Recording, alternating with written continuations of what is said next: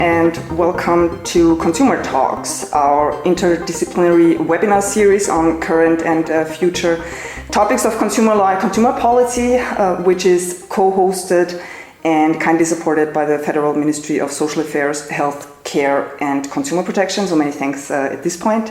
I'm very excited to chair today's episode on data protection and privacy rights. And we will talk about the status quo of consumer protection in the digital age. We will talk about dark patterns, personalized pricing, artificial intelligence, and we will talk about the very first judgment of the European Court of Justice on emotional damages under the GDPR. We will talk about the GDPR's effectiveness, access to justice and enforcement, and about recent and future regulatory approaches.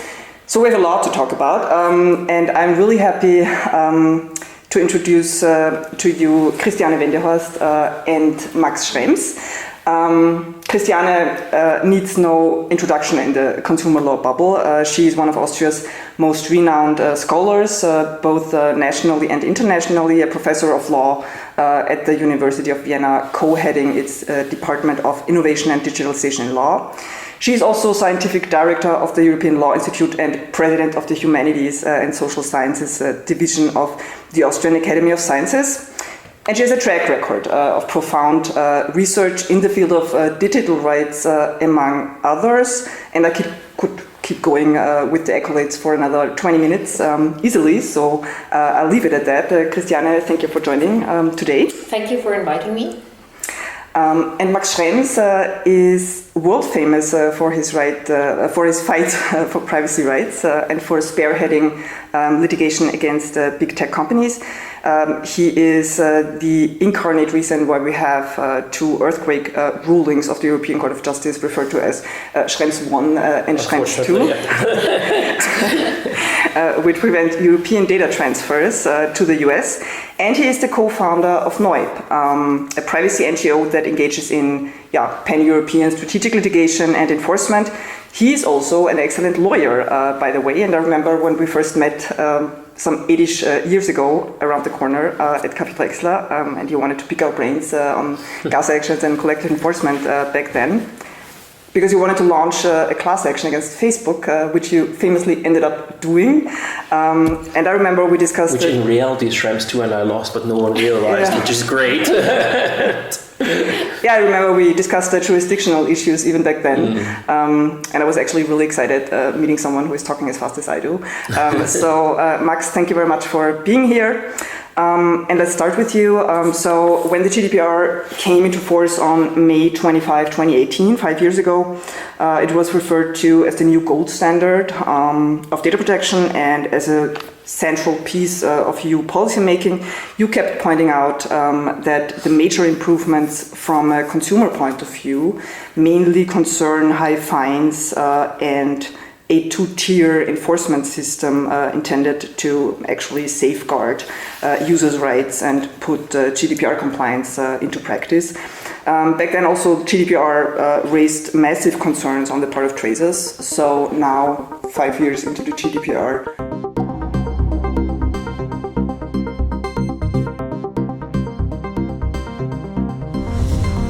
the internet is dead, everything's down and nothing works anymore. And that was at least a prediction. I think the GDP of the European Union would have gone 2-3% down according to studies of the industry. So looking back, it's probably not as bad. I think I usually answer it in two parts. I think the law itself could have been better. There's definitely parts where it could have been simpler. You could have probably done the same thing in half of the text. What's definitely missing is a differentiation between small and big enterprises. So there's this one size fits all, which the industry wanted. Like basically the lobbying from the industry was one size fits all, because the lobbying usually paid by the very big ones, and they were like rather having like average standard for everybody than having a different tier system. And I think that's legitimate kind of criticism from especially industry to say, okay, to be honest, if I do a newsletter and that's all I do, why do we need a privacy policy that's 3 pages long? And I think that is a part where there could have been better regulation. The second part is the quality of the law. It's really not a well-drafted law.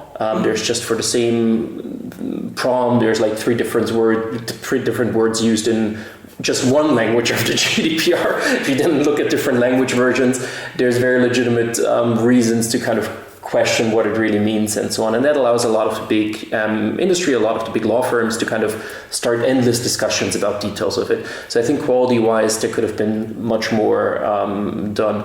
The real problem is the enforcement part that we have. So we now have 5 years in our cases, we have 85% of the complaints are just sitting there and are not decided.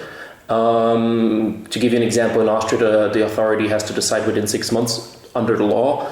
The typical time we wait is 1.5 to 2 years. And that's us as an organization that calls, that pushes, that does all of that stuff. And we really have a huge enforcement gap. And that's also what you now hear more and more from the industry, that when you talk at conferences and so on, they're like, yeah, it's kind of cute, but it's not as we expect, it's not going to be enforced. And I think that original threat of, the big fines, all that kind of drama has faded rather quickly. And I think that is a big, also on a kind of constitutional level, interesting situation where the legislator basically said high fines, serious enforcement, that's what we want. More than 90% of the European Parliament voted for it. All the member states but Austria, because it wasn't strict enough for us, voted for it. And then now you see the national executive that finds 100 reasons why they don't do it. And I think that is quite mind-blowing. And it's a mix sometimes of political unwillingness, putting people into positions that just don't do it, draining them of money if they want to do it, just not having the budget to do it, but also competence issue. And that's what we see more and more as well, is if you really call the case handlers, they just don't know how to deal with the law. They're not educated well. In many countries, they're not lawyers. And all these elements then add up to a situation where you have the law on paper, but not really in reality. Right. So you're talking about the public enforcement side of things. With regard to the DPAs and how they function, I think that actually describes also consumer law enforcement in general, which is kind of the Achilles heel in Europe when it comes to consumer law in general, because we have different enforcement cultures, different procedural rules, and I think this is reflected in the privacy sphere here now as well. And we will talk about the private enforcement side of things in a minute. Just you also talked about the ambiguity of the law, like issues with regard to legal certainty when we take stock of the GDPRs now 5 years after it entered into force. From an academic point of view, what do you think are shortcomings of the GDPR? What should be changed? What could be changed? Do you think it will be changed? Well, first of all, I agree with Max. So I think there should have been a difference between small and bigger businesses, and the reason why it wasn't included in the law is obvious, as you said. I mean, it's big businesses that lobby for a one-size-fits-all solution because it benefits them. And I've seen in the US, big US firms lobbying for something like a GDPR standard across the board in the US. And you may be surprised why they're doing that. And the reason is obvious, because it benefits them and it keeps smaller players outside the market. So I fully agree with that. I find the enforcement gap also a nightmare, really, and we really need to tackle this. In terms of legislative quality, well, of course I agree with you in a certain respect, but otherwise, if you compare that with other pieces of legislation, I think it's still drafted rather well. So I'm currently working a lot with the Draft Data Act, and if you already call the GDPR badly drafted, then look at the Data Act. However, there's also a couple of further points why I think the GDPR doesn't really work well in terms of protection. And let me just mention a few points. And the first point is really consent. I think consent at first sight is wonderful. It's about empowerment of the data job subject and all the rest of it. But if you look more closely at what consent means, the picture is no longer so bright.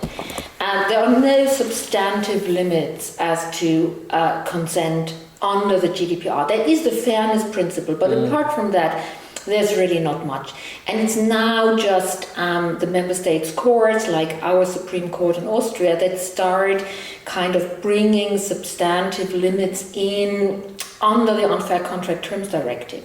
And this is now the only sign of hope I have, because otherwise you could just click OK and you say OK to all sorts of extremely harmful data users. So this is really a problem. It's also a problem that consent... This is actually really interesting because you mentioned this also with regard to the US. I remember being at a panel discussion in DC shortly after GDPR entered into force, and the GDPR's possible effects on privacy rules and the overall approach to privacy in the US was actually a major point of discussion back then.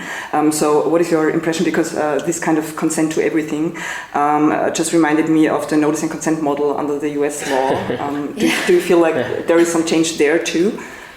Not sure. I don't see a lot of change actually, but there may well be. So, but just let me come back to the shortcomings of consent. So it's not just the lack of substantive limits, but for the unfair contract terms, it's also that consent is given for an unlimited period of time.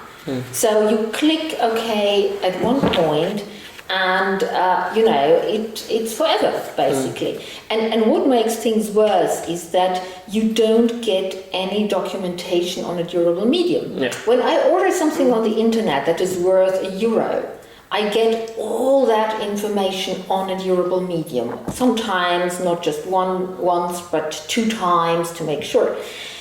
When I give away my data, I get no documentation whatever on a durable medium. So probably what we would need in order to make consent effective is, at least for the big businesses, to have a machine readable and machine traceable documentation of consent that also goes along the chain, because data is being passed onward to a few hundred other recipients when I click on OK. And so what I would really need is that I click then on withdrawal and it goes down the chain, and my withdrawal of consent goes down the chain to all the recipients. And we don't have that at the moment because I don't even know to whom I should address my withdrawal, because I have no idea to the thousands and thousands who they are to whom I gave my consent. And then there's a couple of other shortcomings. For example, we have very detailed rules on protection when a controller gives data to a data processor. That's under Article 28. But there are basically no rules about passing data on to a controller. There's not even an explicit due diligence rule or whatever under the GDPR. I mean, it's hard to believe, but the GDPR acts as if data isn't passed on. But in reality, when you give your consent to one party, that party will immediately give the data, pass the data on to some few hundred other recipients. And then there is some other point, but maybe we shouldn't go into all the details, like the functional equivalence between data and algorithms. That's not at all displayed in the GDPR. So in particular, when it comes to sensitive data, like, there are specific rules for health data, for biometric data, for other sensitive categories of data. But then sometimes these sensitive categories aren't stored as such on a medium. But rather there is an algorithm in place that ad hoc, triggers a reaction. And at no point there is data stored that qualifies as sensitive, but the reaction is sensitive, and you can't see it because it's all in the algorithm, it's not in the data. But that is maybe going a little bit too much into the details. I could draw up a long list of shortcomings. You also asked me whether I believe the GDPR will be changed. I don't think it will be changed in the near future, because it's also the question if this would be something to wish for, actually. Exactly. But this is the point, because all parties are so relieved that it finally passed the legislative process back then, that nobody wants to have the parcel opened again. And so it's both sides, actually, that are afraid of opening. I think the industry would be more happy to open it to right now. I think it's more right now that the pro-privacy people are like, please don't touch it. And it's also, I think, from a lobbyist perspective in Brussels, from a business perspective, highly problematic that by now Brussels, or also from a democratic perspective, that Brussels is so afraid of the lobbying that they wouldn't change a law or improve it, because it's like now with the new procedure regulation that they foresee, the idea is, oh, let's just put another law below it, but technically never touch the GDPR. In reality, you amend it, but we just called it a new regulation, and thereby we haven't touched it. And getting back to the consent part, I think, because we did a couple of cases on that, because I think it's also what people are the most upset about, because it's the only time in the legal basis where people are directly asked and where they realize that data is processed, because everything else happens in the background. And it's interesting from a kind of like legal philosophy or whatever background, I thought like, okay, fundamentally, if you can jump off a bridge and give up your right to life, I guess you can give up your right to privacy, and that's part of it. And that's kind of what consent is bottom line giving up your fundamental right there. And what I found interesting is people usually where the big discussion is the cookie banner. That's where people like in their face see the annoying situation. And we brought, I think, more than 600 or 700 cases on cookie banners, trying to utilize the law as it is to say, okay, there it says fair, it says you have to be able to withdraw the consent at any time, and it has to be as easy to withdraw your consent as to give it, so there would have to be a withdrawal banner constantly in your face if it's as easy as giving it.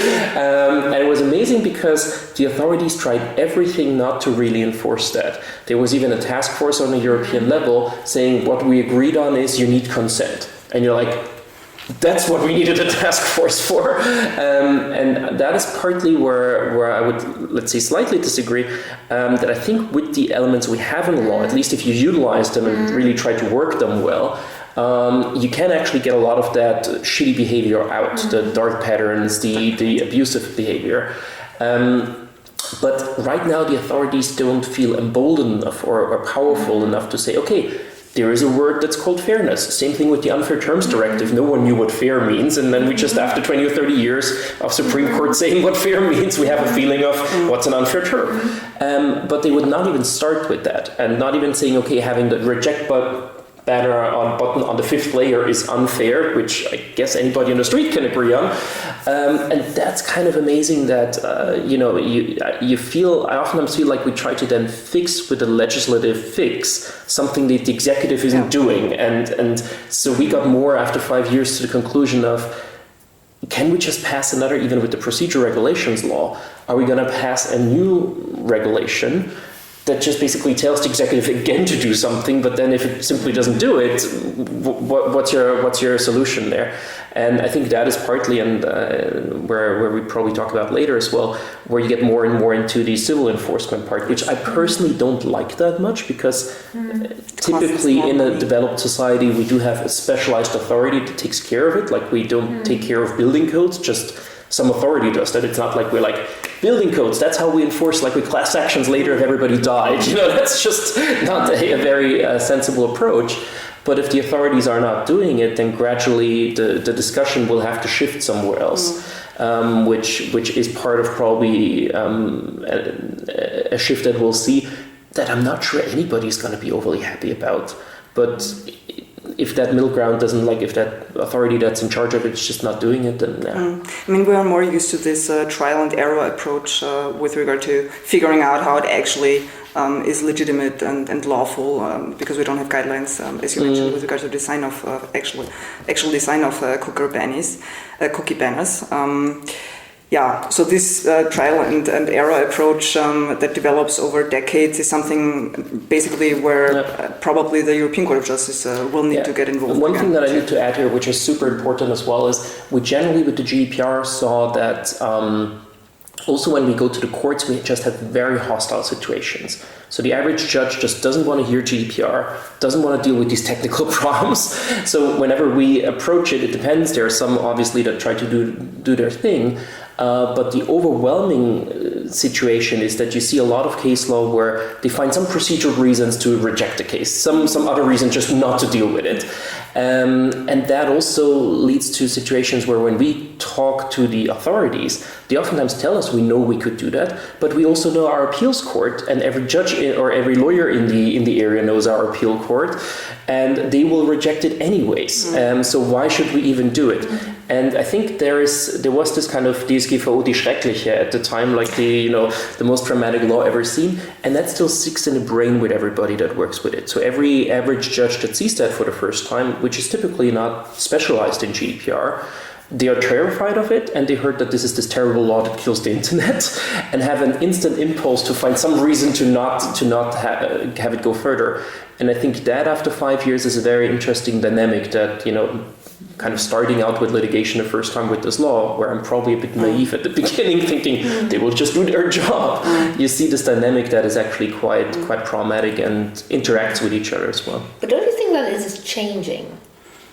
I see a lot of change in that regard, and lawyers are very conservative people, stuff they haven't studied at university themselves, they're reluctant to take on, and now we see a new generation of judges that has studied the GDPR at university, so I see things moving slowly, and as we get more Supreme Court judgments from our Supreme Court in Austria on GDPR, I see really that reluctance fading. I can see that at a very high level, yeah. So usually for us, Court of Justice works okay, but even there, the Advocate Generals are partly, there was in the emotional damages case, that Advocate General opinion was more of a this law should have never happened, more of a political statement in my view than any kind of legal analysis. I've hardly seen an Advocate General opinion where it was where's the legal part now? So EDPB level, Court of Justice level, yes. National Supreme Courts maybe, but then and we will get to that below is really actually right now on the case on emotional damages. I just wanted to add, I think especially in Austria, I'm actually also happy that it was the Austrian Supreme Court that referred the first case in the Austrian Postal Service regard to the European Court of Justice. And I was also happy that the Austrian Supreme Court decided to establish a specialized data protection chamber, the sixth chamber of the Austrian Supreme Court is specialized. So I agree with you here that I think we will see this changing, and there is an initial hesitance that has.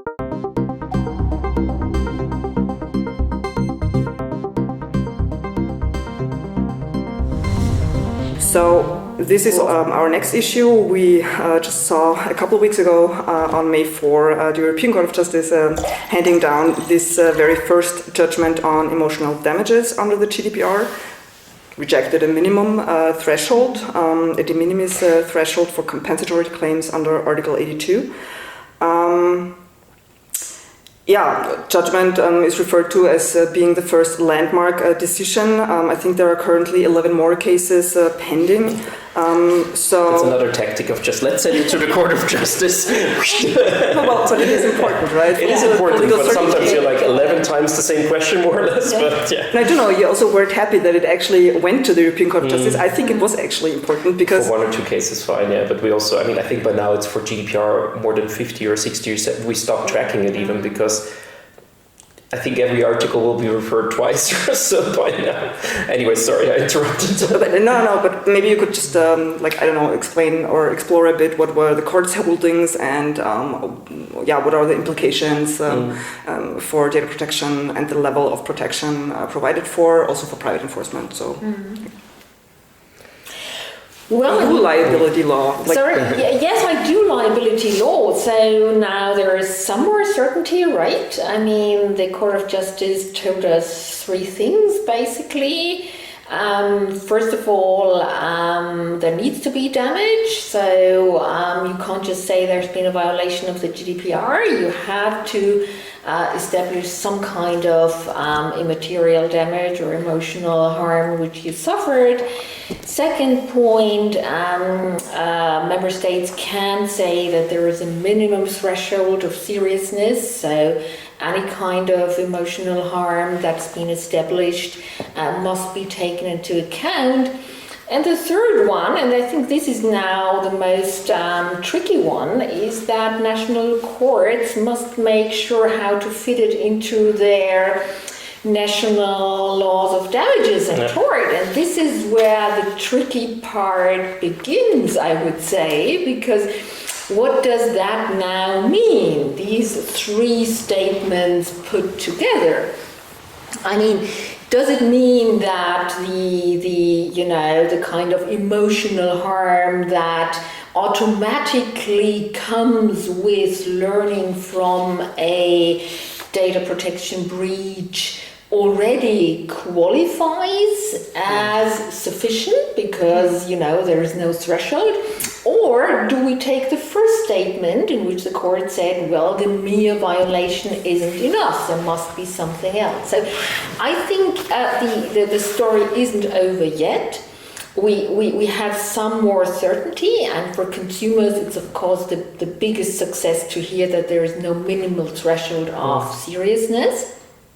But on the other hand, the story is not over, and now it's for the national courts to say what exactly does it mean.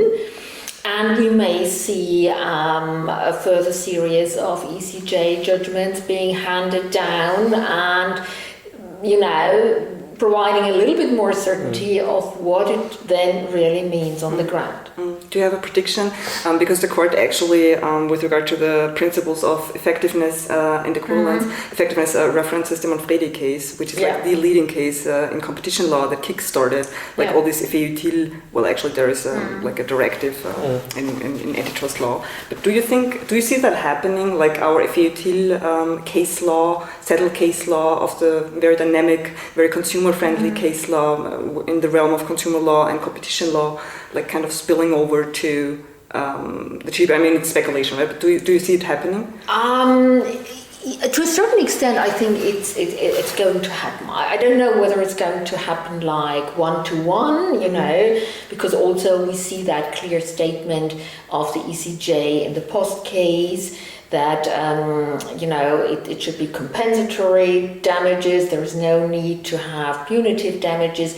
When we compare this with the case law we see in the realm of the UCPD, for example, UCTD, Unfair Contract Terms Directive, where the court is much more on the sanction side and says, there needs to be a sanction, and it's not just enough to have a kind of compensatory remedy and just kill the clause and then have the default rules kick in.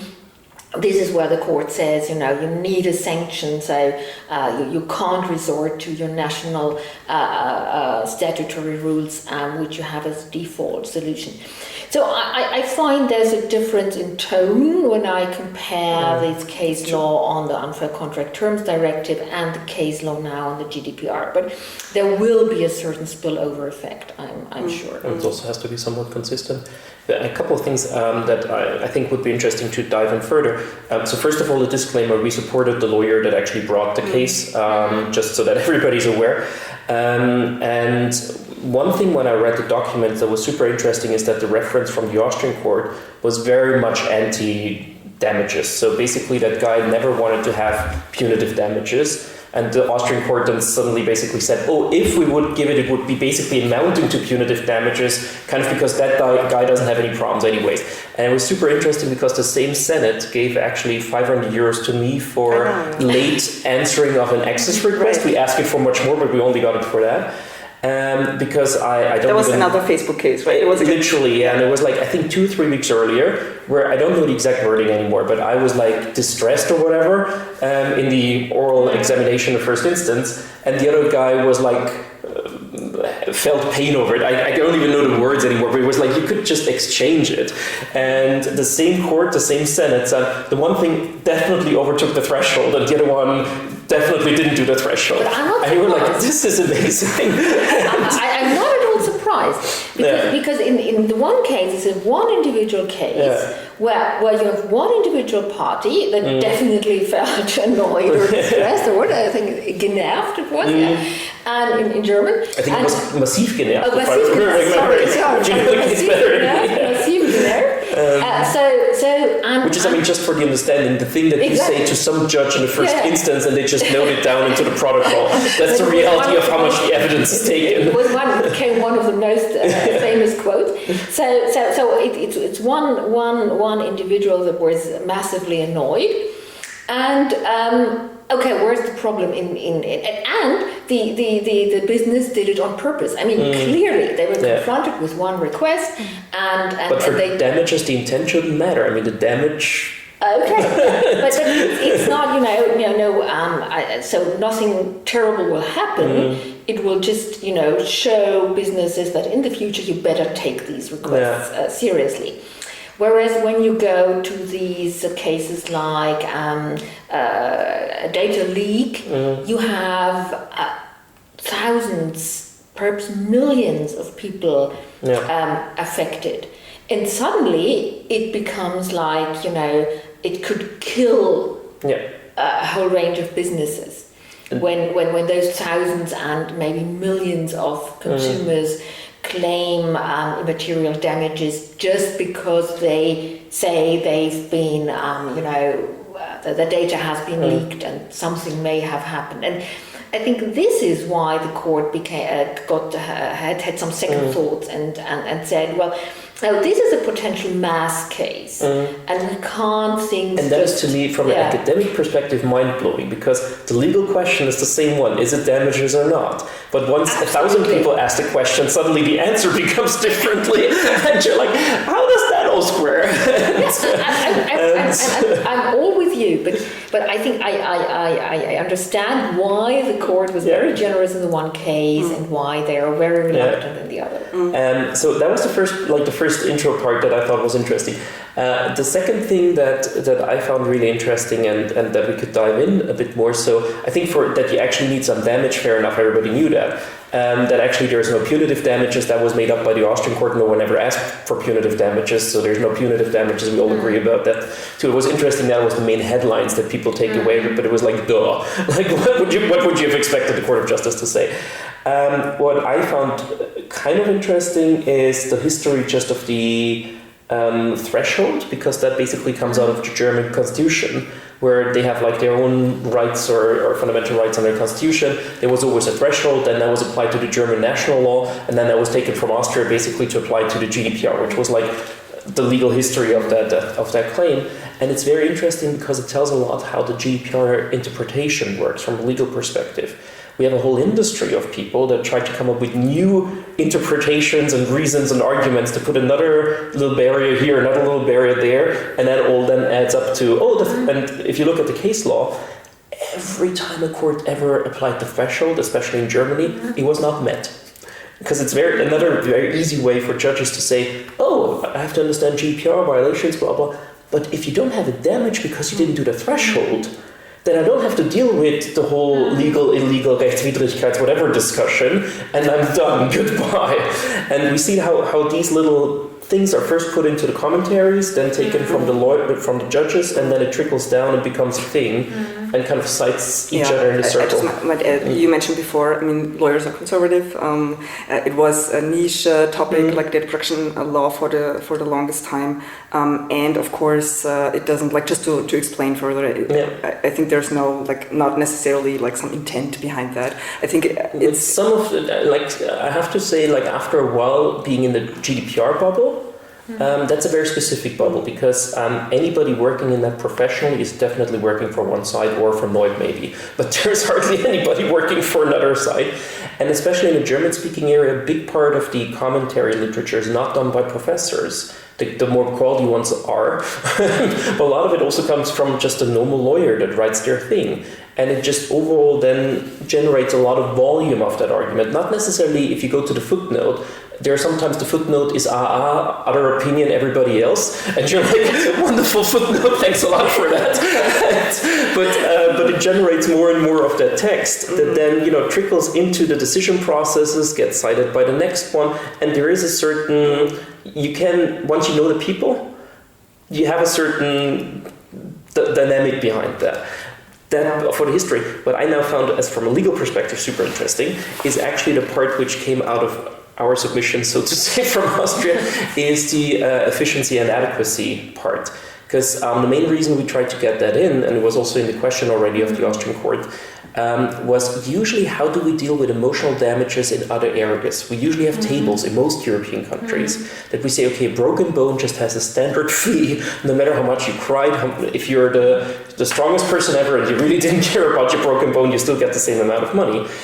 And if from a procedural perspective, that obviously makes a case much easier because you basically just refer to the table, you don't need the evidence, all these steps, especially when you go into mass claims, huge difference. Now, if we say we have to apply national procedural law, as we do it in other areas of the law that are similar, like your logical principle of equivalence. Exactly. The logical argument would be if now national laws have to apply that, would have to come up with something like a data breach table or whatever it is, which in my view has to be rather low compared to physical harm, for example. It has to be in proportion and may just be 10 or 20 or 100 euros or whatever it is. But that would solve a lot of these questions in the background and make sure that there is a kind of hegemons, or like a way of applying that makes overall structural sense. Now that for national law and judges and the whole legal system to take up that thought is probably a stretch. But that was my first reaction when I saw the third element that you talked about, is how do we do it in other areas? And that's kind of the answer there. At least that's the answer we would. It's actually interesting that you mentioned it, yes, because that's a question now. Also legally, actually, with regard to the principle of equivalence, if this might be transferred in the privacy realm. Just adding here, I think right now, like this is not binding, of course. This is supposed to be an orientation, like for judges in practice, but for bodily harm, injury, pain with regard to that field, I think it's like 100 to 200 for mild pain, like differentiating between mild pain, middle level pain, and severe pain. Yeah. Do you think you can compare it? Well, I think, to a certain extent, yes. I think the logic of a table can be applied, and we may end up with something like those tables, but it's going a little bit to be a little bit more tricky than with broken arms and legs, because I think you have to differentiate.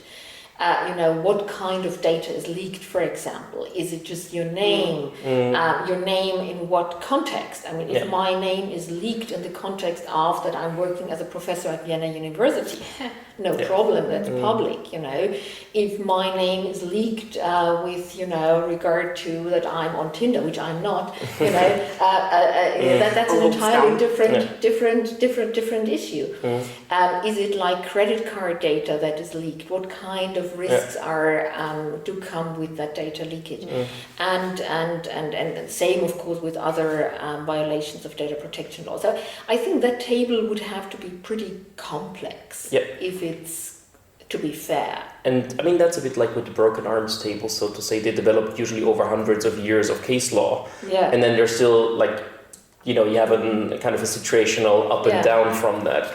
And probably we're going to get that gradually just by case law. Like you will have the first one that just gets 500 for X, next one 300 for Y, and someone like all of these, if you look at where the tables came from, someone in academia or the courts has just summarized all the different decisions and then tried to kind of get some like system out of it. But that's definitely like 20 years down the road that this may be actually I was actually a bit disappointed because you mentioned also the categories of data and the complexity that the European Court of Justice in the Post case didn't even mention that it was sensitive data. So I was actually surprised by that, and because incorrect data on top of that. So one big thing that we see, which people don't think about that much, but incorrect data is oftentimes the most harmful one, because if you're broadcast as being FPÖ member, like the Freedom Party member in right wing, when you're definitely not, that may even be something that triggers the emotional feelings of people even more. We also compared it partly a bit to like media law, where oftentimes you also say, okay, what is like, I mean, there we also ask kind of on an objective scale, what is the average princess crying if she is like put in the bathing suit in some like, whatever media cases you have. And that may be a guiding, a kind of an area where you can get guidance of what did the courts do in that for the last 50 years? Which discussion did we already have?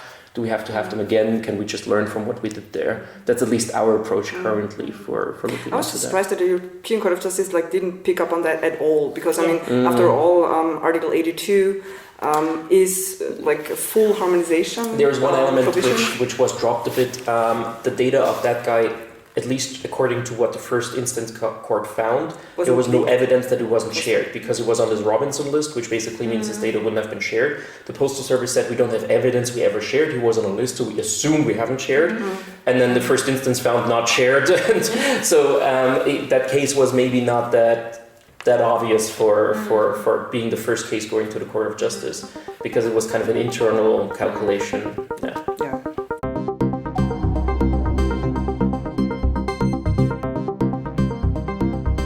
Moving on to the next topic, you already mentioned the UCTD, like the Unfair Contract Terms Directive. The GDPR has considerable overlap with traditional consumer law pieces like contract law, competition law. It's referenced, for example, in the DCD, the Digital Content Directive. And GDPR violations might qualify as unfair commercial practices under the UCPD, where we also have individual remedies now. Consent clauses, if they violate Article 7 of the GDPR, most certainly are intransparent at least or unfair under the UCTD. So on the one hand, this actually might substantially contribute to the effectiveness of enforcement, at least private enforcement with representative actions, because all of those pieces of legislation are in the RAD annex. On the other, what we have seen is that this horizontal approach of the GDPR in relation to those other pieces of consumer law legislation might cause frictions, because the pieces are not of law are not sufficiently attuned. One example of this, it is still unclear how the GDPR actually interacts with the contract law under the Digital Content Directive, when the consumer doesn't pay a price but provides personal data. So data is a commodity, basically, and this prompts the question, what are the contractual consequences if the consumer withdraws his or her consent pursuant to the GDPR?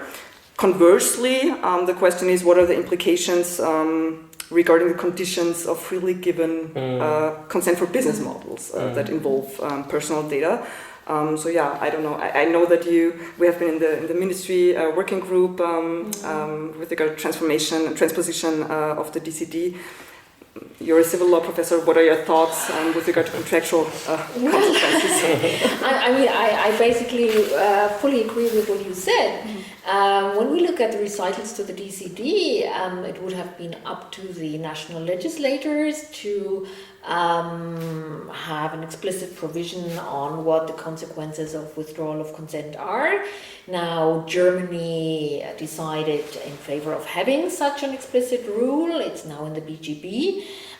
Austria decided against having an explicit rule, so this is why we have a lot more uncertainty now in Austria as to the exact consequences of when a consumer withdraws their consent.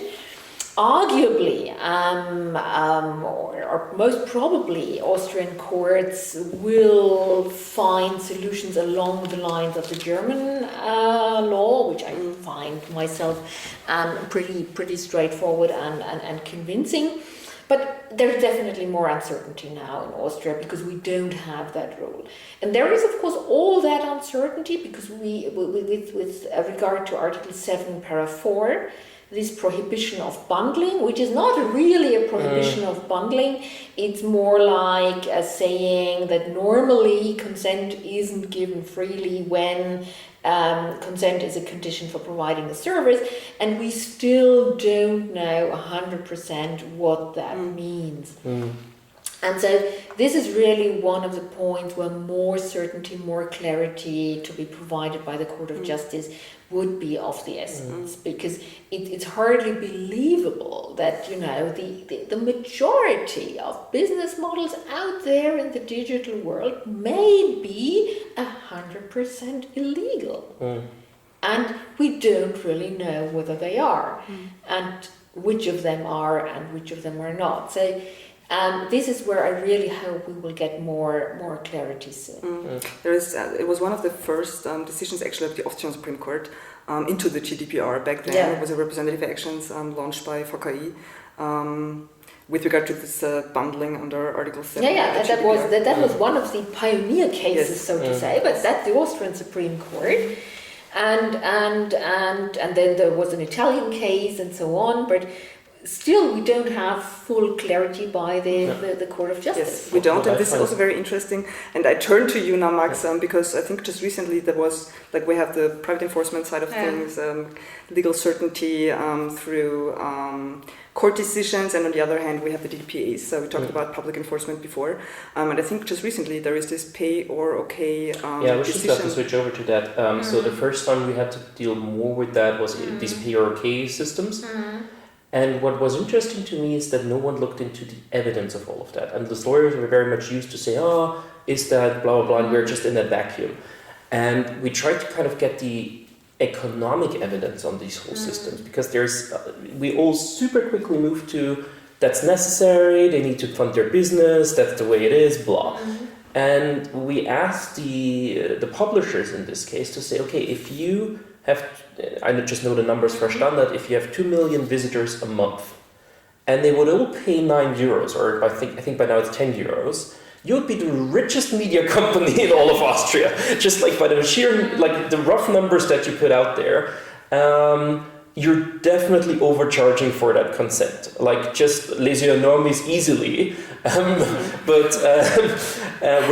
we got it to about 100-fold the money that they charge for the abo model, the paying for it, versus the money that they probably make with the advertisement. Now, turns out the authority did absolutely not want to know how much money they make with the consent. And that was like, from an economic perspective, the part that probably is also a bit of reflective of, is it freely given or not? Because if you overcharge 100-fold for not giving your consent, then probably it's not freely given. It's a bit like if a telco company says you can have the contract for €10, or you give me all your telco traffic data so I can do marketing. That's the €10 deal, or otherwise you pay €1,000 a month for your telco contract. How free is your consent really? And what was really interesting again is the dynamic is to say, oh, it's the media companies, so we don't touch them. And that was very explicit in these cases. We all know that media has funding issues. We all know that we need the media. So there was a quick deal towards saying, okay, please don't touch that. It's the news. And we were even within the NGOs criticized or questioned that we would even bring a case against the media, because NGOs are extremely dependent on the media. So that we would even dare to do that. But I was like, if there's violations of the law, what should we do? And what quickly happened in Germany is that spilled over to every crazy page for recipes for the content that is absolutely generated by the users, where there's really no journalistic great content on that website. And there are now companies that market that with a consent rate of more than 99%. And that's one of the things that we find very interesting in kind of like arguing these cases, that if you openly ask people, do you want to agree to your data being used for advertisement? There's about 3% of the people, according to industry numbers, that actually want to consent. And these systems all get it to 80%, 90%, 99%. And that's content optimization, right? That's the dark pattern. Exactly. We call it dark patterns. The industry calls it consent optimization. And it's kind of like the good old times when, the old ladies were all on the bus. They all went to the place and all got the Heizdeck back, and no one actually wanted to buy it. Yeah, and it's like we're kind of doing the same thing with cookie banners once again, And that is, especially when you come into the contractual situation, quite interesting, because there may be situations, and I think we also need much more research on psychology of users. Absolutely. Because, for example, there is stuff, if you get €2 on top of it, or you get a cookie for it or whatever, which economically is worth €1 or whatever, it's probably not that much pushing you into actually giving your email address here. Then the other way around, that you have to pay €1 if you don't give your email address. So there's a lot of these things that we kind of paint over quickly in a lot of the discussion from a legal perspective, because we lack the scientific evidence of what is the thought process in a brain of an average consumer, and is that then freely given or not? And it's, to me, quite amazing, because a lot of the authorities or courts just brush over this. And I think we talked about it last time. We did a Gallup study in Austria on consent or contract, because Facebook basically tried to avoid consent by just doing contractual arrangement. And we just said, let's ask 1,000 Facebook users. Show them that thing. Do they think it's 618 or 618B? Turns out 64% thought it's one and 1.2% thought the other, and the others couldn't decide. And that's quite interesting, that I think we're in a lot of these discussions right now, very kind of academic, very detached from the actual decision process or actual freedom feelings of an average consumer. And I think there would be so much more research to be done there to really then have a concrete answer to say, does it interfere with the freedom of people or not, or at what point and in which situations? And that was for me the most interesting part about it, which is absolutely not legal, but kind of the basis that we need for legal analysis. I think it's very interesting, and I also again look to you because like Austrian legal scholars are conservative traditionally. I think there is a lot of room to improve with regard to legal research and how it's done, and if we have interdisciplinary legal sociology, that's empirical that whole research as a basis for policy making, also and I know that you're like doing a lot of work in that field too.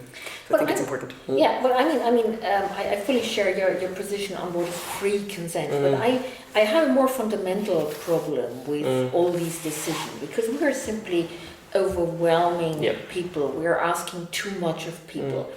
Do people really have the lifetime? I mean, I know Max Schrems is of course a special case. No, I don't read any of this. I definitely don't read any of this. But do people really want to spend their precious lifetime reading terms and conditions, trying to figure out what it means, and then making a free decision whether they want this stuff or not? And you alluded to that before. No, they don't. And then now I'm really coming back to the UCTD. Yes. Because there we had at a very early point, that's from the 1990s, and at a very early point in time we said no, in the contractual realm, a consumer shouldn't spend their precious time reading terms and conditions. They should just be able to click OK and be pretty sure that if something unfair is there, it's invalid anyway. And now the Court of Justice is, still has this new case law which says it's not just null and void, you can't even resort to national law. So it's quite a powerful tool actually. And I want to have the same in the data protection realm. I want people to be able to click on OK and be pretty safe that nothing bad happens with their data. And this is where I want to get. And maybe we can get there with the help of the Unfair Contract Terms Directive itself, if courts continue using that tool for saying, it's really a contractual clause and we're going to use that law in order to kind of enforce also data protection rights. Or, we create a different system, but then we're back again to, will anybody ever change the GDPR? So probably it's a better way to start using the Unfair Contract Terms Directive and the Unfair Commercial Practices Directive, which is of course the sister to the Unfair Contract Terms Directive. I think with these two tools in your hands and courts, and there I perfectly agree with what you said, that are courageous enough to say, okay, let's use the general tools we have, also when it's about data, I think we could do a lot. Yeah, a couple of things there, because I think it's one of the elements that most people get really upset about the most, and it's kind of like put on the GDPR, this whole consent situation. First, what we see, and just to frame it, I usually call it responsibility shifting. It's like, ever since Roman law, if you cause a problem or you have power over something, you also have kind of the responsibility that goes with it. Like, that's one of these like very old theories of law. And it's interesting because in the privacy field, that it worked to say, no, you're the user, you clicked the button, you didn't read that stuff, so it's your fault. And we would not accept that anywhere else. Like, we would not accept that if your, water cooker explodes to say, oh, you haven't read the details of it, it's your fault. It's not the Chinese factory that made a mistake. And that's really interesting because that even sticks with the courts. This idea of you click the button, so that's it. Very hard to get away, but that's that first part. On the consent itself, the biggest issue that I see to kind of get rid of it, so to say, is it's in the charter. It's in Article 8.2 of the charter. Like, we can only kind of put more conditions around it, but realistically, to say because there was the question to kind of get rid of consent, for example, for advertisement as a whole, to just say you just can't consent. I wonder, in a structural system, how far we can go there.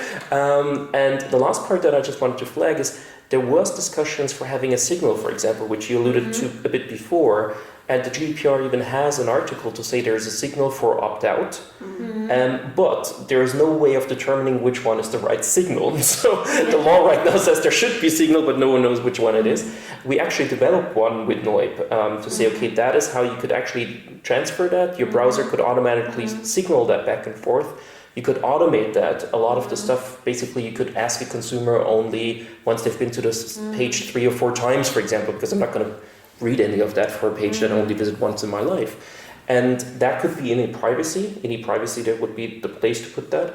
But right now, politically, that's that. So there are different arms of that discussion where I think there could be a way forward. Maybe in a new e-privacy attempt to have that in. But again, the interesting part is, in the lobby perspective, is the industry is dead against having that, because they knew once that people can actually, in a reasonable interface, say yes or no, then the consent rates go dramatically down in the situations where we got the companies to just have a yes or no button. Some of them told us the consent rate went down 50%, which is for them oftentimes dramatic, but the reality is it's mainly for statistics, for example. And if you know where 30 or 40% of your people come from, you can very much determine where the rest comes from. And it used to be that as a company, you counted people in a shop once a month, and that was it, and you didn't have more data. So I sometimes wonder if it's that dramatic, but there is a huge consequence everybody knows, and that's the reason we don't have these interfaces. Not that they're not doable, but half of the lobby sits back in Brussels saying, "Oh, if we put that in privacy, the world goes under." Maybe one other one add-on question with regard to, we talked about the damages case, so compensatory claims under Article 82. What is not foreseen in the GDPR, but what is actually scholarly discussed now for a long time with respect to also data privacy litigation, and we talked about the money interests, like the money value of data with regard to the pay or K models, is unjust enrichment claims. Yeah. So I just talked about it with someone in Brussels about this shift in US privacy litigation from damages to collective actions based on unjust enrichment. I'm not aware we have any precedent in Austria so far. We had it once in the case. We actually had it in Vienna in the case. The problem is that the claim is 6-7 euros per person, something like that. Yeah. And just having the Stufenklage, where you first have to figure out what the profits even are to then get it back. Right. It's just the overhead of enforcing a claim like that, unless it's in collective redress. But for individual situations, which is even us as trying to really push the boundaries with a lot of donated money, which are just going to give that up, it doesn't really make sense right now. And it only works if you have companies that make serious profits per person. There are some data companies that really do that sell a profile for 10, 20, 30 euros and sell 10 of them. But the bulk of it is small, tiny amounts. And so usually from an economic perspective, I think from a legal perspective, it's rather simple. Use something you didn't have a right to, and you made a profit, I get it back. That's like, I think we learned it still with someone uses my bike. And I don't have damage because I got my bike back, but still they made a profit from using my bike. I think from that, it's not a perspective, it's an economic problem and a practical implementation. So you do think we have unjust enrichment claims legally? It's just an enforcement issue, and we at need least under Austrian law. I don't know about the civil laws of all the other countries. Yeah, but for collective redress, it could be really interesting, I think. Yeah. But of course there are hurdles, as you say, and we don't have that nice provision in the GDPR that's just mandatory and with unjust enrichment you're back to national law and national doctrines. The law of unjust enrichment is one of the best realms. Exactly. So this is where legal doctrine is the legal doctrine at its best. So it's really very uncertain territory. But otherwise, I think it could be really promising in collective redress, particularly in cases where, that also depends on where the courts now end up with regard to fault. This is also an open question. Right. To what extent do we need fault for the damages and for the fines? And so it will a little bit depend on that, how the law develops in that regard. And depending on where we end up over there, unjust enrichment may become really important. I think for the intent part, it's for us, for example, not such a big topic because we only litigate like willful privacy violations where someone definitely knew they're going to break the law, which is different than most cases in the US, which are all these data breach cases, where typically you're on the same side as a business. They also didn't want to have a data breach. It was negligence usually, or just, there's limits on how secure a system can be. So that may also be, from the intent side, a bit easier in typical abuse of data cases versus mere, even though they may have more consequences, data breach cases. But for data breach cases, usually unjust enrichment isn't an option because that party is not enriched. So usually with unjust enrichment, I think that's the beauty of it. You get those people who willfully, intentionally breach the law. Yeah. Yeah, well, with regard to enforcement and collective enforcement, which is actually the only solution to this in the realm of enforcement, it will also heavily depend on the transposition of the RED with respect to actually, because like minimal damages, right, with opt-out, opt-in, so It's going to be very interesting how that's done in the kind of hot member states because, what is Ireland or Luxembourg going to do with the implementation? Because, Austria is nice, but then you can always only claim, your locals. What's really going to be interesting is these countries, and there we have, just to put that in perspective, huge problems with how the legal system works. You simply have the first court hearing in 2.5 years. Litigation starts with 100,000 euros in costs at a baseline. Like you're talking about civil litigation now. Civil litigation in Ireland, but they actually don't separate, so it's the same thing for administrative litigation. Technically, you would have legal aid throughout Europe under Article 47 of the Charter, but there's simply no office in Ireland where you could go to. So a lot of that is then going to be very interesting in practice because there's a bigger embedded system in the background in these member states where a lot of the big guys hide because they know in these countries, if you're the one with the deeper pockets, you have a huge starting benefit. And Austria is a bit of an extreme there. Even if we go after the authority in administrative litigation, it's 30 euros. Even in Germany, we start with 2,000-3,000 euros in costs to litigate an authority. And that is oftentimes where we have to kind of take a much broader view of how this works because we're, for example, right now in process about procedure regulation. We're there's a free complaint for everybody, but then to enforce your free complaint, you have to pay 5,000 euros that you don't get back, which is this is not working that way. And there's a lot of these additional elements that we'll have to overcome the next 10 years probably. Yeah, we have actually been aware also in general consumer law about the Article 6. Article 47 Charter issues with regard to Irish civil procedural law. Okay.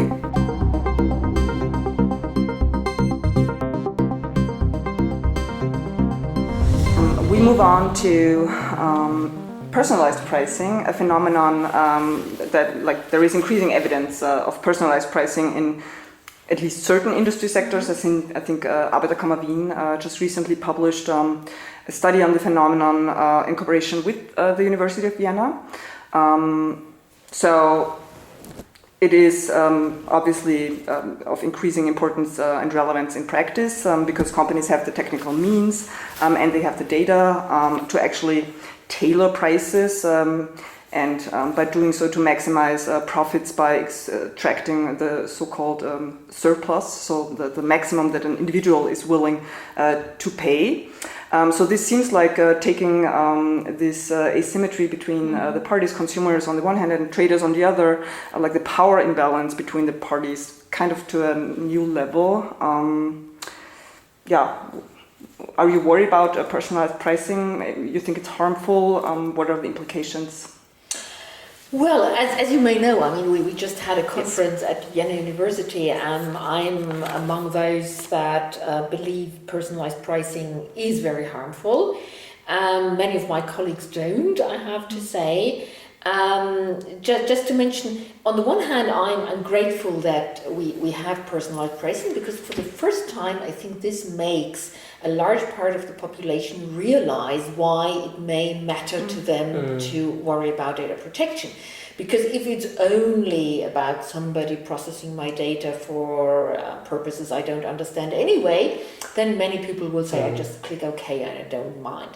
But if it's suddenly about paying more, and somebody knowing my maximum ability and willingness to pay, then I think people will realize why data protection is really important to their lives. And I personally believe that personalized pricing is very detrimental for a number of reasons.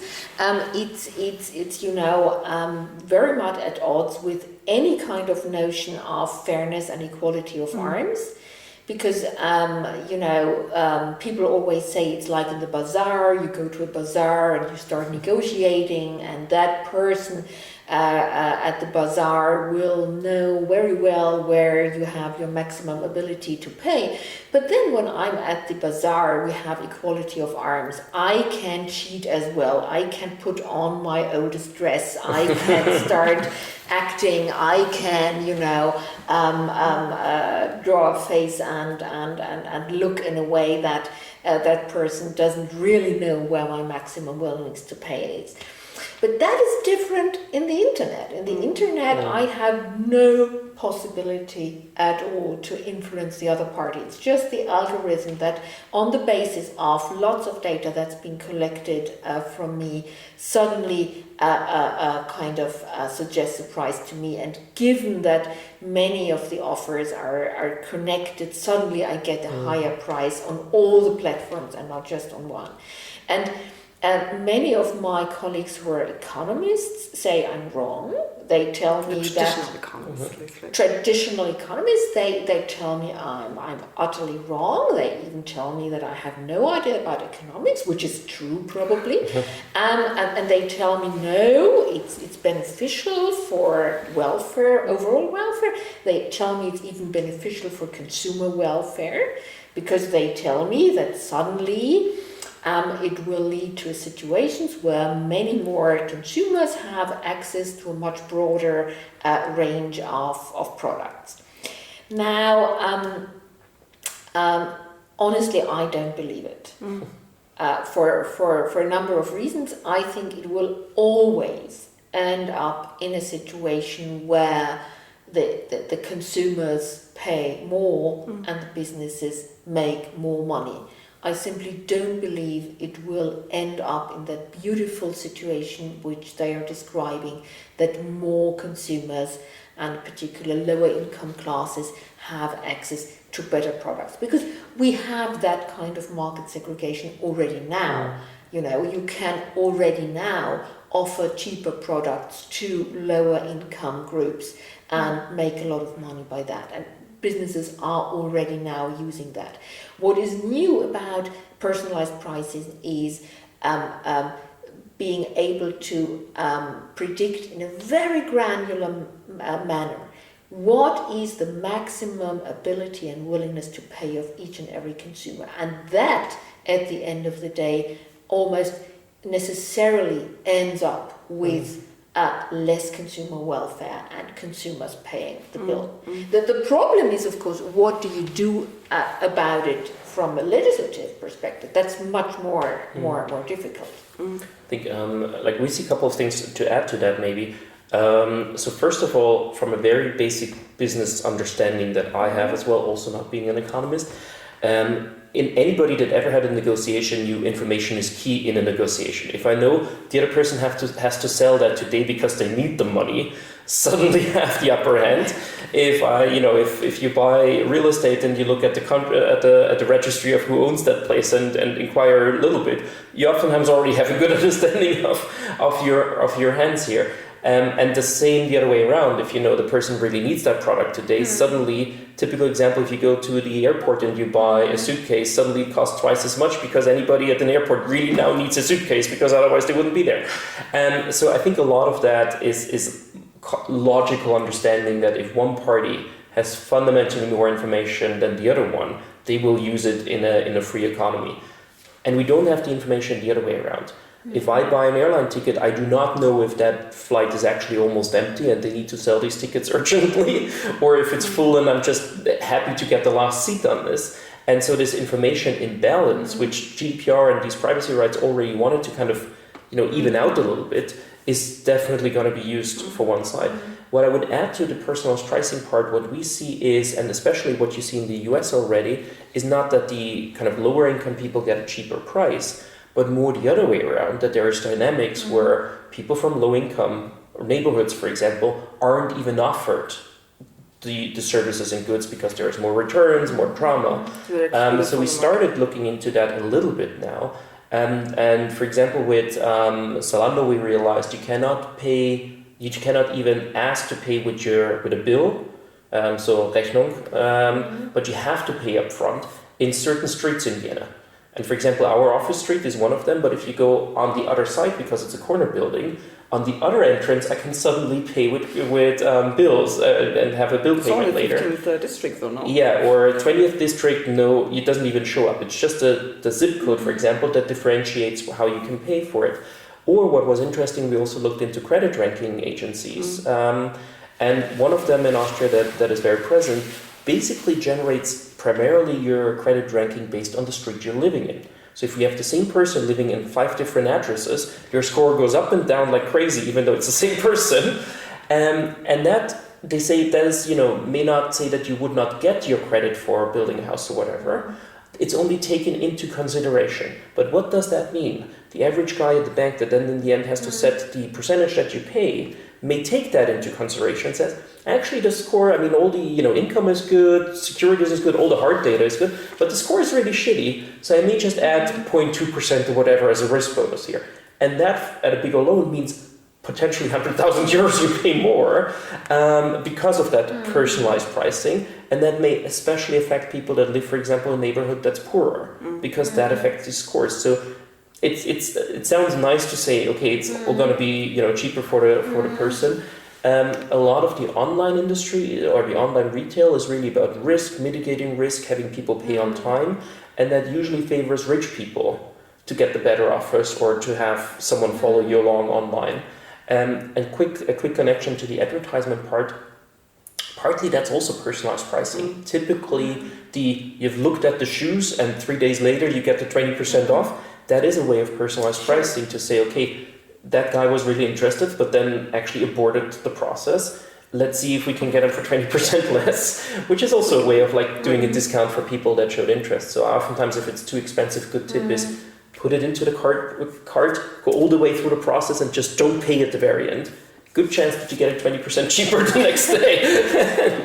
Yeah. But I think that example shows very nicely how difficult it is to get a grip on this by way of legislative action, because the first difficulty we face is what do we count as personalized pricing? Yeah. Because there's a lot of personalization out there. There are personalized discount of very different nature. The truly granular personalized stuff where you're tracked and the algorithm realizes you stopped your purchase process and then you're retargeted. So this is the one side. And then there is the very transparent discount system where based on how much you bought that year you get a certain discount. I think that shouldn't worry us too much because that's extremely transparent. That's more or less a way of calculating the price and it's not really personalized pricing. And then there's all this kind of hidden personalized pricing which comes as personalized ranking, right?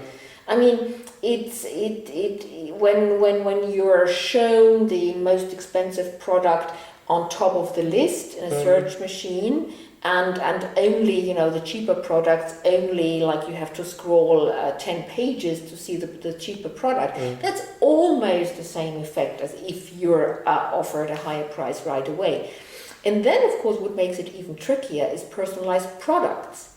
So now many products, the services in particular, are highly granular, highly personalized, so you can't even compare prices. And this is what makes it so difficult, I find, to even define what is the personalized pricing we want to target. And even if we have overcome that barrier, it's not easy to say how exactly we should tackle it. I can just say that the way which the European legislator now tackled it in the Consumer Rights Directive by way of an information duty that you have to disclose that the price was personalized, I'm not sure that really does the job, honestly. I was actually, I agree, and I think it's really interesting because this information obligation, it kind of like personalized pricing, individualized pricing, like first degree individualized pricing, kind of completely contradicts price transparency also. And the CRD is all about ensuring like price transparency and enabling consumers to make lawyers that do much more consumer law than me. Isn't there the Preisauszeichnungsverordnung that in a shop you have to have like the sticker with the price on it?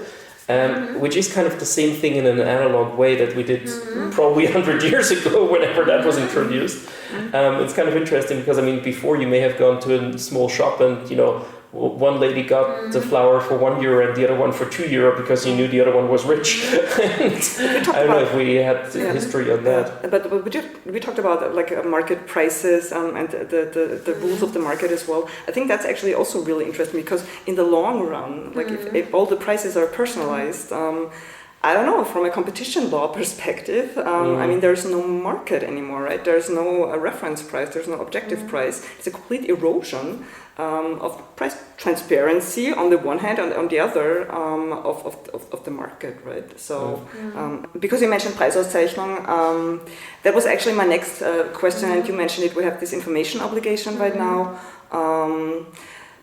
I think it's fascinating because in the discussion in Brussels just last week or 2 weeks ago, like it was actually consensus that personalized pricing, like if you should argue for a ban or not, was the question, and like the consensus actually was maybe it's not even necessary. I mean, we have the UCPD might qualify as an aggressive or misleading commercial practice in some cases at least, and we have the GDPR. I mean, that's actually the next question. So GDPR, on the GDPR side of things, I know there are some legal issues and legal uncertainty as to the scope of Article 22 with regard to automated decision making, but I mean, all this price personalization basically uses illegally collected data. I mean, I would probably already exit at Article 6 because 22 is always, whenever we have a 22 case, I'm like, oh, how's that going to end up? But if you look at 6, I mean, what could potentially be the legal basis for that? It's either consent. I guess if people consent to get personalized pricing, fair enough. And the other one could be legitimate interest. Do you have a legitimate interest to figure out how much money the other side has to make more money on the other side? Not sure. And I think the legitimate interest, I mean, the industry tries to push it further and further, but if you look at the recitals and the typical examples of legitimate interest, it's usually defensive situations. It's like if someone intrudes into your property, if you have security issues, these types of situations is an agreed legitimate interest where someone interferes with your sphere, so to say, and it's more of a defensive way of using data. If you look at the examples, that's at least how I think about it usually. And then there may be situations that is not, you know, they didn't pay the bill and now I use the data to get my money back.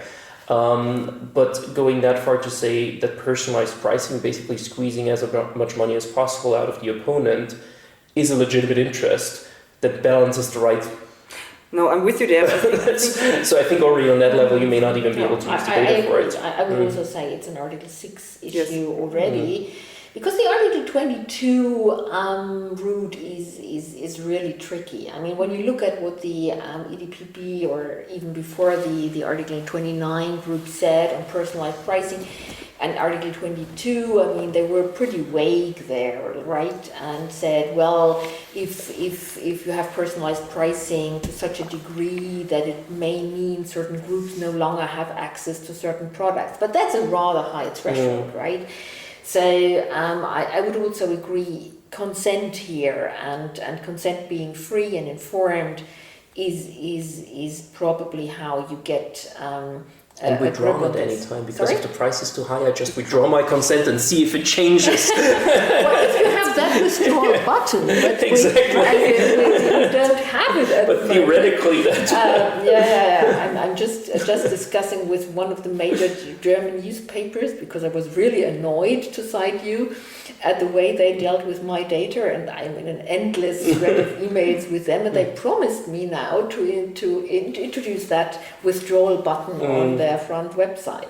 Let's see whether it will happen or not. No, but coming back to what you said about the UCPD, the Unfair Commercial Practices Directive, I'm not so sure. Before we had the Omnibus Directive, it was me who always said I believe it could be subsumed under aggressive practices and so on. But now that we have that explicit decision taken by the EU legislator, that in the face of personalized pricing, the European legislator changed the CRD, had this information duty in the CRD, but was intentionally silent on the UCPD side. I'm not sure we can just say it's an unfair commercial practice. I don't think so, actually. Because otherwise they would have had to insert this in the UCPD, which was amended with the very same act. And I mean, to a certain degree, you automatically have it in the UCPD, because the UCPD says that any violation of an information duty is at the same time a misleading practice. So you automatically have it in the UCPD to that extent, but otherwise I think it's from a methodological point of view or doctrinal point of view no longer feasible. And UCPD is full harmonization, so that's not much you can do about it. No, I actually agree. With regard to enforcing like the CRD information obligation violations via Article 7.5 UCPD, but I think at least, I guess this is more accurate. I think independent of the information obligation now included in the Consumer Rights Directive, I think independently of that you could make the case and argue the case back then that originally on the basis of the UCPD, price personalization is a material information. Okay, this was our part on price personalization. But may I ask, add one point. Something I don't understand is why we now have these obligations to disclose the ranking parameters and the main ranking parameters and the way they are weighed against each other, and why this hasn't been introduced for the parameters used for personalizing the price. This would have been so obvious. We have the ranking parameters now, both in the UCPD and in the CRD, and I just don't get it why we don't have it with regard to personalized pricing. Yeah, no, I couldn't agree more. I have also no intel on that, why it is, but it definitely doesn't make any sense also because the information obligation, like just for explanation, the information obligation under the Consumer Rights Directive, which was now introduced, has a very limited scope, and it doesn't include information on a reference price, of course not, but also not as to like the parameters and criteria on how this price personalization actually works. And of course, I mean, it's mainly useless, I think.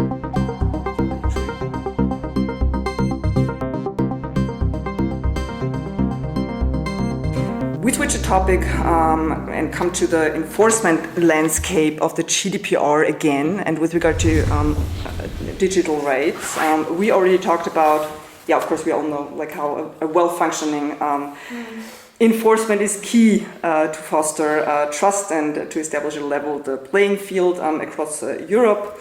And we all know that with regard to consumer protection and GDPR, consumers are underprotected, to put it like that. Maybe you can just elaborate. I think we already touched upon this basically, but when we now look at public enforcement on the one hand, private enforcement on the other, and this two-tier approach the GDPR has taken, and all the new legislative pieces, I think, too. So It seems like there are systemic obstacles with respect to public enforcement, which are triggered by the diversity of enforcement cultures and procedural rules throughout Europe. Or just a non-existent enforcement culture. To be honest, like the problem is that most of the authorities just have not learned how to do enforcement. They don't know how to go to a company and actually investigate that, which like any normal authority does. They don't even go there. So there's even this there's not even, like we thought after 5 years of GDPR, there are going to be some authorities that will learn how to do that, may get some expertise in, just raid a company at a certain point if they want to have information, which, I mean, they do otherwise too. And I think there's not even like different cultures, there's just a lack of culture. Okay. Yeah. Well, this is similar again to the consumer law enforcement, public enforcement side of things there, and CPC regulation. But then civil. Yeah. Okay, so coming to the private enforcement side of things, I mean, we talked about dark patterns now, personalized pricing, the considerable overlap between like GDPR and pieces of consumer law legislation. This is definitely something where private enforcement actually has some, or might have some advantages over public enforcement. Because we don't have a centralized public enforcement approach. Like the DPAs, I think, are not really, or just starting to cooperate. DPA is national, and then in Germany you have 17. And then they all have to agree on a European level. There is a cooperation mechanism with the European Data Protection Board, where basically in the end they can overthrow a decision. But that also has structural issues, because like if you only at the end can overthrow a decision, but you actually realize that for 5 years they haven't investigated the core issue, what are you going to do as a European decision body if simply the facts are lacking for making a decision, and you cannot intervene earlier to say, okay, you should do these other things, or you should kind of go broader. So there's a lot of these, the GDPR was cute because they basically just told the public enforcer, you guys go together and work together and it's going to be great. And then you realize that there's different views about who is a party to the procedure, what is the scope of a procedure, what's the definition of that, who has access to the files, what are the procedural deadlines, all of that is different in each member state. And it's oftentimes used to kind of, throw any procedure off, and that's kind of where we're stuck with that. And I guess like cooperation, for example, with competition authorities or consumer law authorities is something that theoretically everybody talks about. I think for 10 years we talk about how can we use competition law to enforce GDPR. Yeah. To be honest, there's one case in Germany with the Bundeskartellamt, but for how much discussion we had on it, there's a lot of like ideas, but then very little actual doing on the ground. Yeah. Well, then this might be something to be tried with regard to representative actions. So, private enforcement side of things, the RED, the Representative Actions Directive, will be applicable as of, I think, in a couple of weeks, June 25. Well, not in Austria, because we're a little late. Almost all member states. So basically, what do you think, what are your thoughts? Will the Representative Actions Directive be a game changer in the realm of digital rights enforcement? I mean, for our planning ourselves, for us the biggest issue was this emotional damages question, because without that, in reality, it's not, you can't finance it. You just economically cannot bring a case. With that, it's actually quite interesting. We'll still have to figure out the details, but to be honest, most cases that we're interested in are so vast and massive that it's not the details about damages that we have to discuss here necessarily. And that can be a combination where you say, we have millions of people. It's interesting because it's opt-in, but it's digital rights, so it's rather easy to get people consent, or you can have platforms or apps where people can easily join. You can oftentimes automatically get the evidence because you could automatically through an API see if they have an account or not. So we are very much looking into that and also get prepared for it. The big question for us is still the implementation in each of the member states. And the other big question is how we get financing right, because we do have, as noyb, all these procedure financing companies that knock on your door. But that's also a part where we probably want to have a system where we don't want to have Wall Street doing class actions in Europe and have the kind of idea of American class actions, where the directive is already very good in cutting things out that are not nice about the US system. And so that's going to be also interesting how we can get a culture of collective redress that gets the big cases done, but does not, go in overdrive. Are you worried about an overdrive? I'm not currently not worried about an overdrive, but you never know what happens in 10 or 20 years, and there is a deep worry about the overdrive in the courts and in the public. So you have to be, in each case that we're thinking about, we try to be very modest, very minimalistic, just to avoid any kind of feeling of an overdrive, because the assumption is going to be there. The first one that brings a case, the other side is going to say, that's only for money, that's only for, you've got to get all of that stuff. So you've got to be very cautious about what you do to avoid any kind of drama that may come out of it. That's at least our view right now. Okay. Yeah, well, I agree that it can be a game changer for certain cases. I have to say that I am worried a little bit about the overdrive. Because it's simply, there's a lot of money at stake. And hey, I mean, not all players in that field are as idealistic as you are and as fair as noyb. So personally, I would have preferred strong public enforcement. The reason why I came late here is that I just taught a class to international students on enforcement of consumer law, in fact. And we had a lively discussion in class, and there were also students from other EU countries. For example, I remember a student from Bulgaria who said, in my country this works extremely well with public enforcement. With public enforcement. There's an authority, you call them, they fix your problem, and it works. Whereas going to the court seems to be a lot more burdensome. And in a way, I personally would have preferred, I'm not saying I prefer, I would have preferred a functioning public enforcement scheme, because that takes care not just of efficacy, but also of proportionality, that you have no retroactive effect. You can balance very well the sanctions in the light of the proportionality principle. And the more we go in the direction of private enforcement, the more it becomes a little bit, sorry, this may not be the most popular view in this context here, but the more it becomes a little bit like a lottery, I find. So a lottery because a lottery, take unfair contract terms, for example. And the effects it has on loan contracts, the effects it has on rent contracts. So basically, there is a certain group of consumers that is lucky enough to have an unfair term in their contract, which they would never have realized and never became relevant in their case, but they're lucky enough to have an unfair, intransparent term in their contract, and now they can claim all the money they ever paid back. Let's say something on the interest rate or something on the adaptation of the rent or whatever is at stake.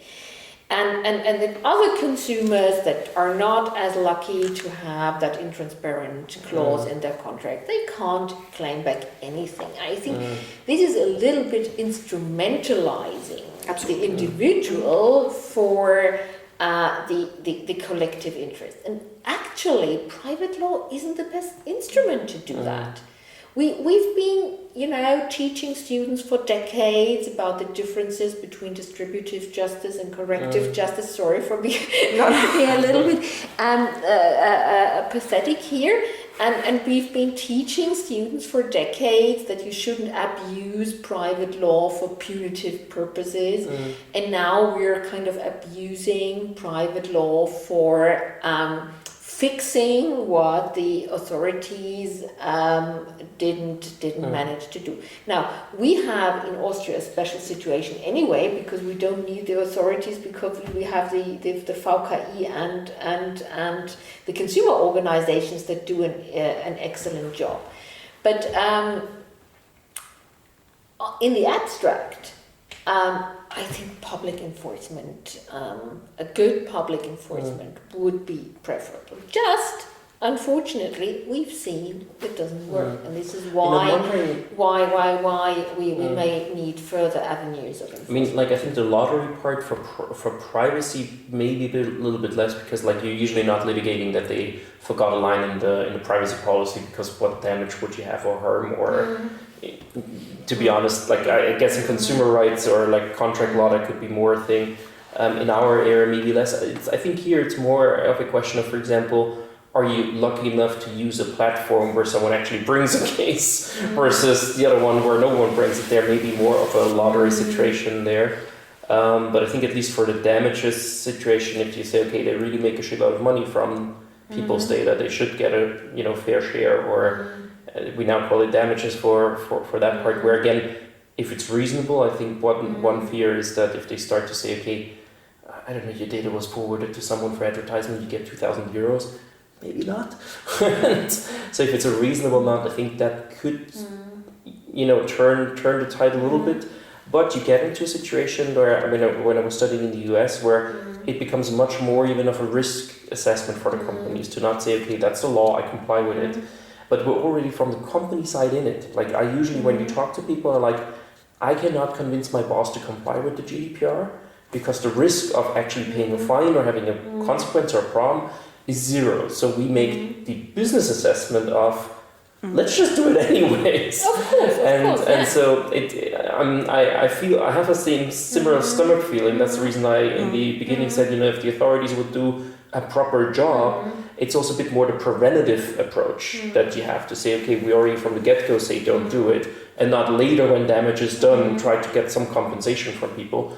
But the reality is we do have tons of stuff where the damages are done, and we have to start there somewhere. And interestingly, again, going back to the industry lobby theories, it's quite amazing because they really tried not to have that public enforcement or to prohibit collective lawsuits that are like just Unterlassungsklagen, injunctive stuff, because if the consumers collectivize, really, really bad. But now basically we come around with the collective redress directive, which may even be worse for some business. But that was basically they tried to hold the dam against this whole idea of collective, and now it broke. And they may would have been smarter maybe to earlier already say, okay, we're just going to accept that there needs to be some more collective enforcement. But I guess that's a reality that we have, but we also got to use it to every extent necessary. I think what's going to be really interesting is among the NGOs or the people that run it, that there's going to be a very high ethical standard to bring cases. And generally, I think with the directive, there is enough elements to it to make sure that we have that not anybody can just bring one. All these kind of elements that are there could calm that a bit down, but we will have that one crazy guy in some member state that somehow got around it and bring some case like that. I'm pretty sure we'll see that.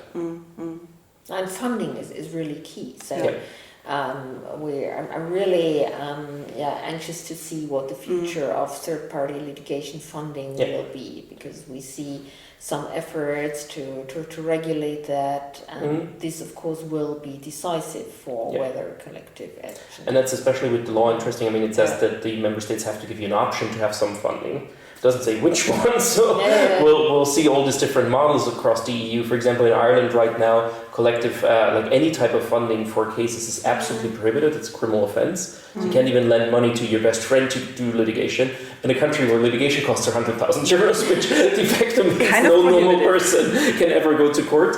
And that's going to be interesting how that interacts, because these cases will also go to a court of justice and say, okay, if the member states now have to provide some way of funding, and that's a reality on the ground, how is that all going to square?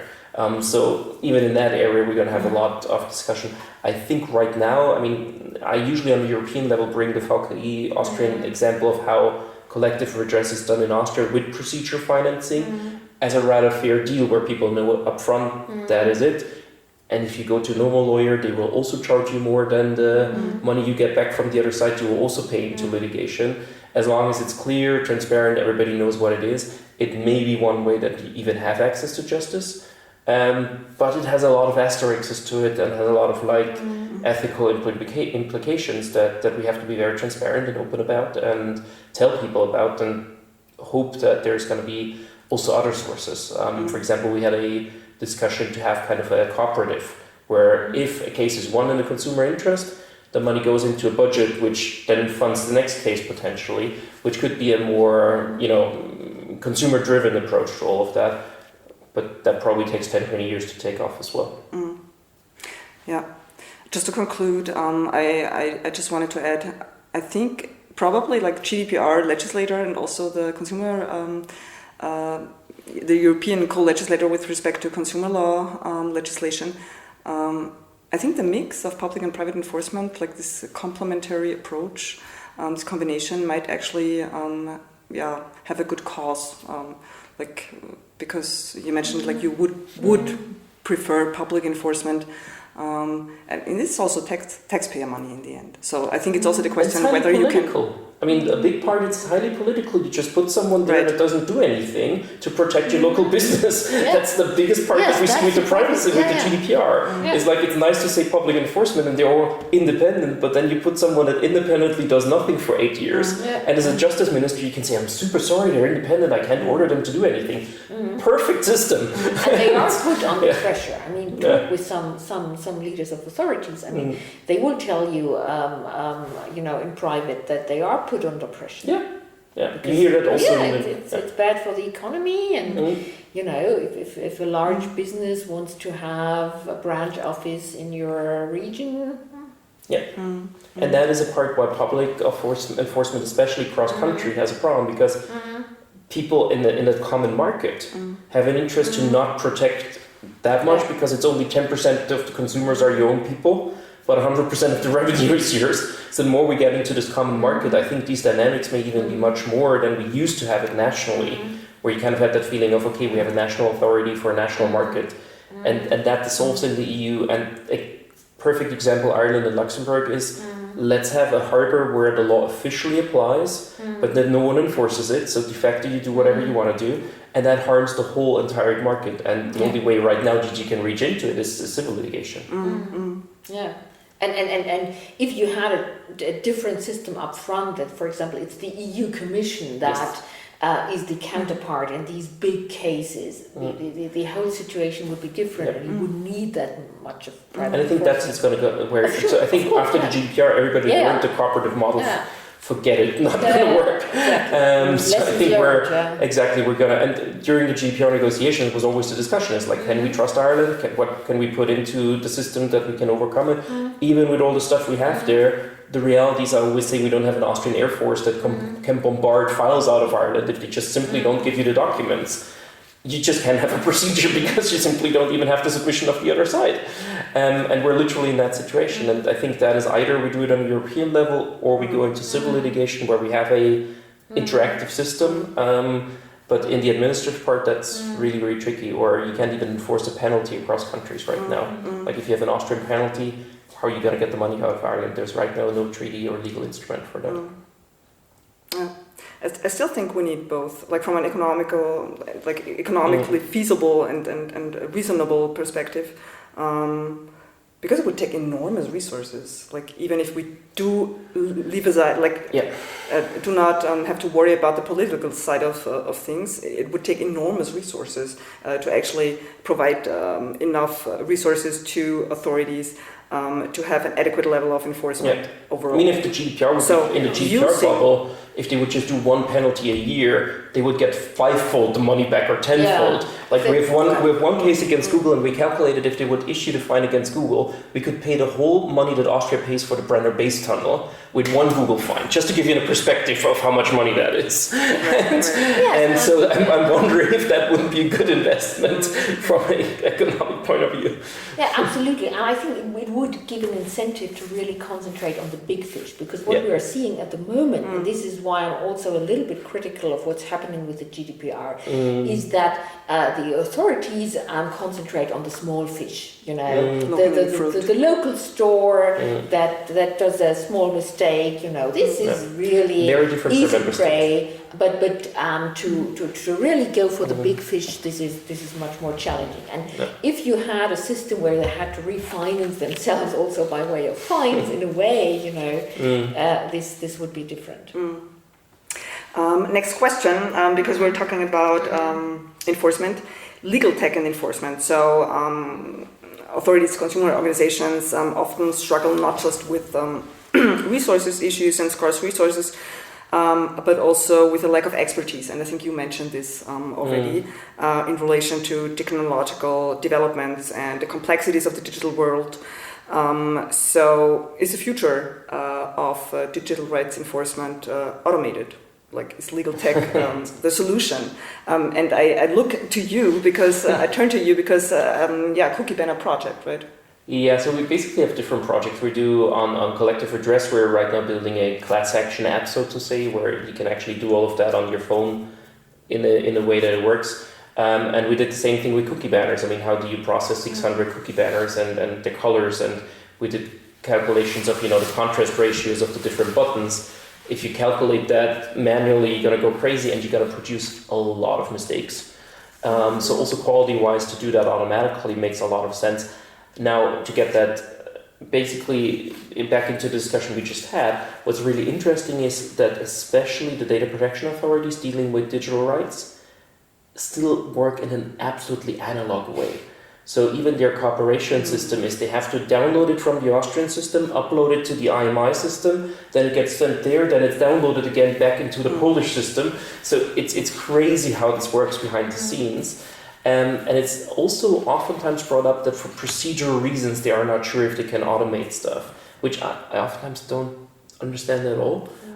Because I think especially in Austria, we do have, at least for the court system, a very digital approach already, where you could only file cases for a long time in digital form, and it works quite well. And I think there is a lot of potential, and also a way of, for example, thinking about how can we adapt the procedures to a digital enforcement way. Typical example in Austria is the Anonymverfügung, where you get the anonymous ticket, so you don't need the details of that. And I think that would be interesting also from a procedural rights perspective. How we can adapt the procedure to make it possible to digitalize it. That is at least what the authorities right now give us as an answer. Yeah, I think there's a lot of potential in automation.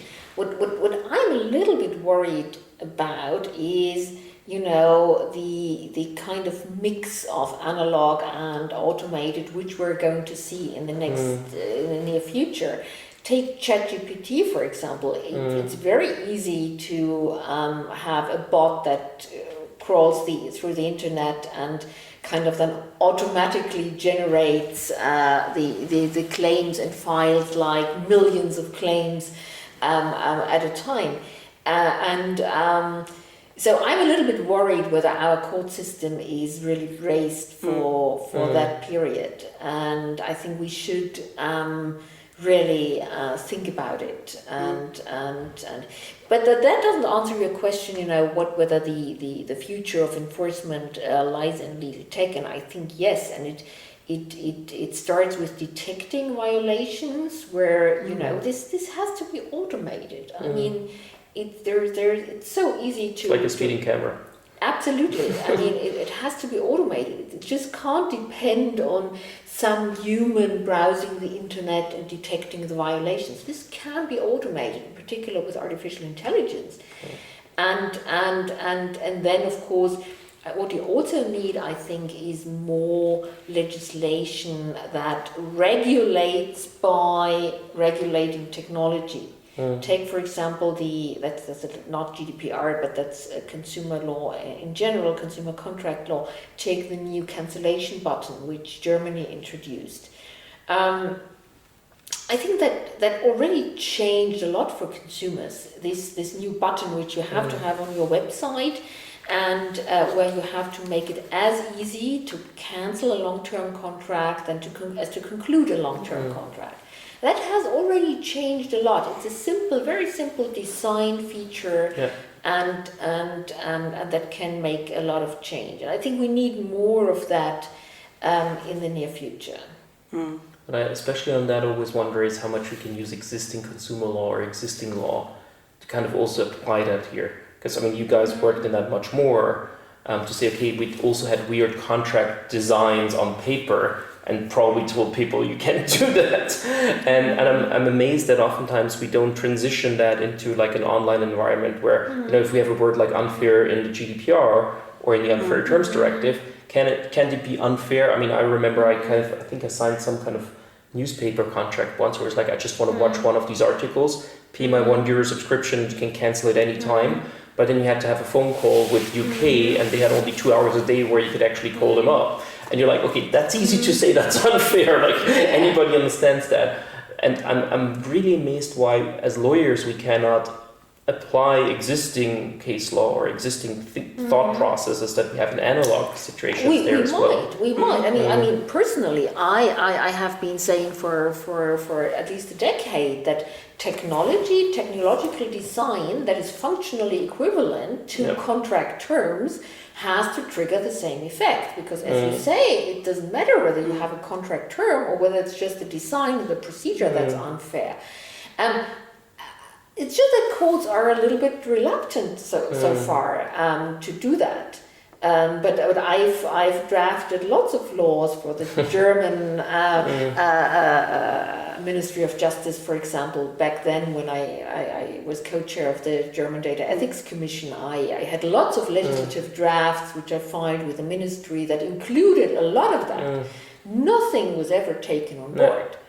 And I'm oftentimes feeling like we're reinvent the wheel here, because like because I could just see Kashiki up there. I think one of the articles I learned in university still was like that you cannot require that cancellation of a contract has to be in a registered mail as like the only way of doing it.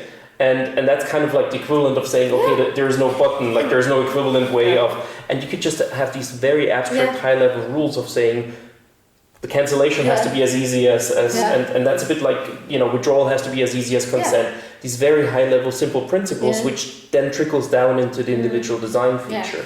And actually, the Unfair Contract Terms Directive is one of the few directives that is still a minimum harmonization directive. Plus, the Unfair Commercial Practices Directive, which is full harmonization, doesn't fully deal with the matter. So there would be leeway for national legislators to do that, and it would be really, really simple, and it wouldn't be disruptive at all. So I still don't get it why national legislators, be it the German, be it the Austrian, be it others, don't move forward on that matter. It would be so simple to amend Section 6 of the KGB, the Austrian Consumer Protection Act, in a way that makes it a really, really effective tool that is up to the challenges of the digital age. And I don't understand why it's not happening. I mean, I do understand, but thanks for inviting me to this panel. I think it was an excellent discussion, and happy to deal with these topics further in the future. Thanks a lot. You have some last remarks? No, you don't. Okay, so thank you very much for your time, for your precious points, for sharing your insights, and I think we have a lot of food for thought. Thank you.